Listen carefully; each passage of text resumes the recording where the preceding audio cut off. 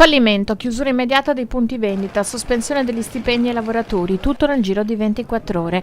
Ma i dipendenti di Troni non ci stanno. In una settantina appartenenti ai centri del Padovano e del Veneziano si sono recati in regione per chiedere sostegno e attraverso l'assessorato al lavoro chiedere un intervento del Ministero. L'azienda DPS che porta insegna Troni è in fallimento e ad oggi hanno chiuso tutti i 43 negozi sul territorio nazionale, quindi in questa situazione dei lavoratori che vedete qui oggi ci sono 800 lavoratori in tutta Italia.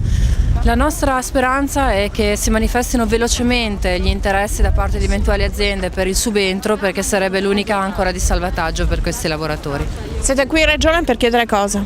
L'assessore Donazzana ci riceverà questa mattina, abbiamo chiesto un incontro d'urgenza, è stata estremamente disponibile e chiediamo a lei di supportarci, di portare la voce di questi lavoratori del Veneto fino a Roma, perché il Ministero ci ascolti e cerchi in tutti i modi di dare una risposta a loro, concedendo eventualmente una cassa integrazione o comunque creando un ponte per il prosieguo di questa vertenza. Dalla sera alla mattina a casa? Dalla sera alla mattina siamo a casa con messaggio via WhatsApp alle 11:30 di sera, senza una comunicazione ufficiale, senza niente praticamente. Adesso che cosa vi aspettate?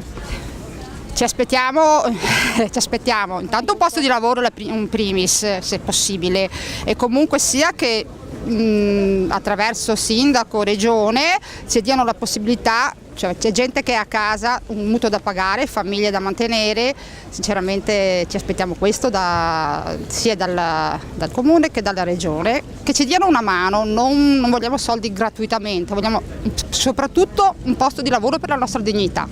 C'era la sensazione che appunto la società stesse in brutte acque?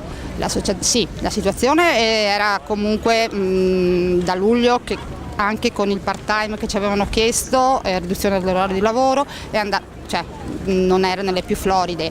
Poi man mano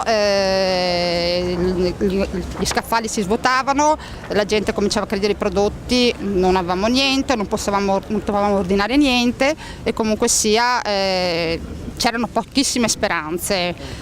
Oltre che il discorso del lavoro è stato molto impegnativo per noi stare in negozio non avendo niente e continuando a rispondere alla clientela. Essere pagati, aggiungo anche. Quanti mesi non siete stati pagati? Circa un mese e mezzo, siamo andati a lavorare fino a venerdì con la nostra benzina, con la nostra macchina senza essere retribuiti.